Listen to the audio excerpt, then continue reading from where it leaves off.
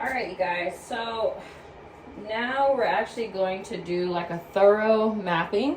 That first way was pretty quick and easy with just the 3 points, but now we're gonna go all the way from start to finish to make sure we have symmetry. So we're taking our string, and the first thing you wanna do is find the center of the face. So we're gonna do that and make that line right in the middle.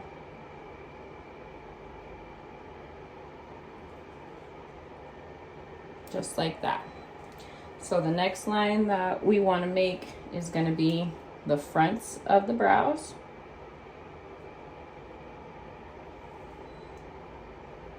And these lines are important because we can kind of gauge and see if we have a bit more space on one side compared to the other. So this does help kind of give us that clear vision of the symmetry. So we make our 3 lines. We then want to find the highest point of the eyebrow. And so here, we're going to actually find whatever arch is the highest.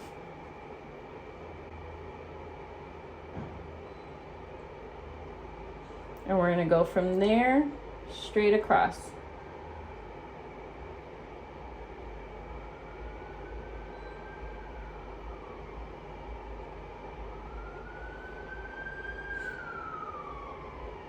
So she clearly has a higher brow naturally on this side. So if we can see, there's a little space in between there, and that's just going to be what we're going to have to compensate with when we get started. But we make that. So this is the highest point. Once we get that done, we then go into the arch lines. And so what you'll want to do is have your client open their eyes, and then you're just going to take your string and line it up right in by the corner of their nostril, right to the outer part of the iris. So their colored part of their eye, we're going to line that up and come up here. When we do that, we'll make our line for the arch. Turn this way for me. Okay. And same thing. Line it up right on that outer part and make your line. You then do the tail. So you come from the nose, turn that way for me, sorry. Okay, nose, and you're gonna wanna line that up with the outer corner of their eyeball. So right where that is where you'll want that to be. And that's where their tail should end according to their face, their natural bone structure. And we'll do the other side.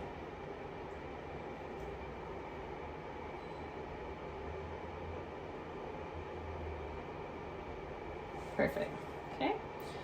So once we do that, we now have to find the top and the bottom of the eyebrows. So about right here is where we'll make that top line. So you'll go back and forth. And then for the bottom, that'll be about right there. Okay, so top and bottom lines.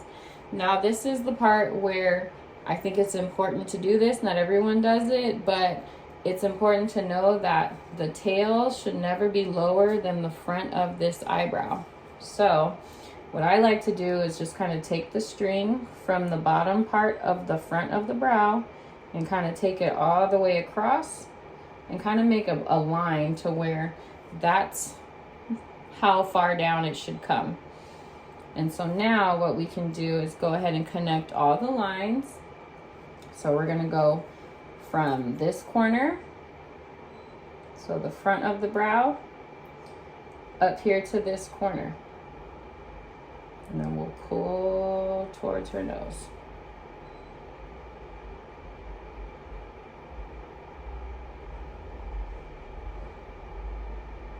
Then we'll go from the bottom.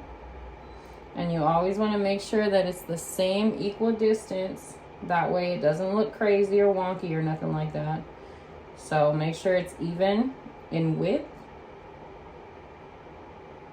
And then we'll start creating that bottom line. So what I like to do when I get here to the arch, I'll kind of start curving my string just a little bit, just so it's not a crazy point. So I'll kind of just do that. And then we'll go from this line down here to this corner.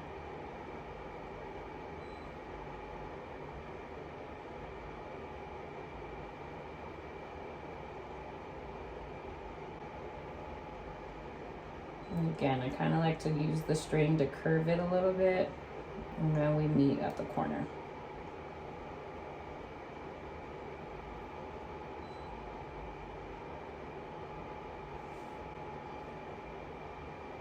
Perfect. So front of the brow, the top corner over here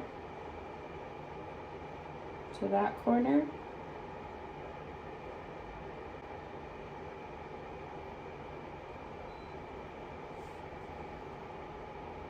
Bottom, same thing this side. There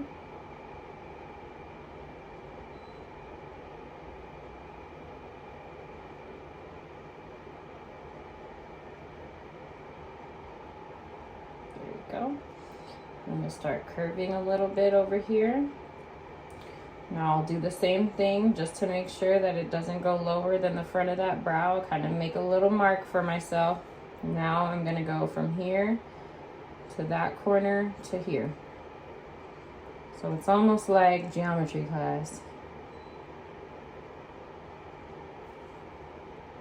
Then same thing, start curving the string a little bit and then meet at the corner. Perfect. So now we're going to clean these lines again, but I want to show you guys some of the things that you might run into, because everybody doesn't have a perfect face. We know this. And so for her, she has this brow which naturally sits a little bit higher. And so we're going to see a couple of discrepancies with that when we start taking these lines off. And these are things that you'll have to be able to recognize and know how to communicate with your client so that they're not looking at you like, this ain't right, this ain't even. So once we get these lines cleaned up, you'll kind of see a little bit of what I'm talking about here. Okay. So if we look closely here, we can see how this brow just looks perfect. It looks amazing. We have the shape around it. Of course, we have a little bit of like grooming and cleaning up to do after this point, but this is our rough draft for now. That's what I like to call it. And so over here, we can see how it looks like we're seeing a lot of skin here. And if we look straight on, it can sometimes make it look like this brow design is a bit thicker when it's really not. It's just this side has so much hair covering the design, it almost fits perfectly in there. But because this side naturally is a bit lower, we can see the skin here, and that's why. So when we actually shape this up, we'll be getting rid of some of this hair down here, and the shading is what's going to end up filling it in and making it look even to this side. So there's always going to be something that you might have to let them know that will be balanced out, because it might look off at first. But ultimately, this is a good brow map for her. We can see clearly that that's a good brow design. It goes with her, and it was shaped directly off of her facial structure.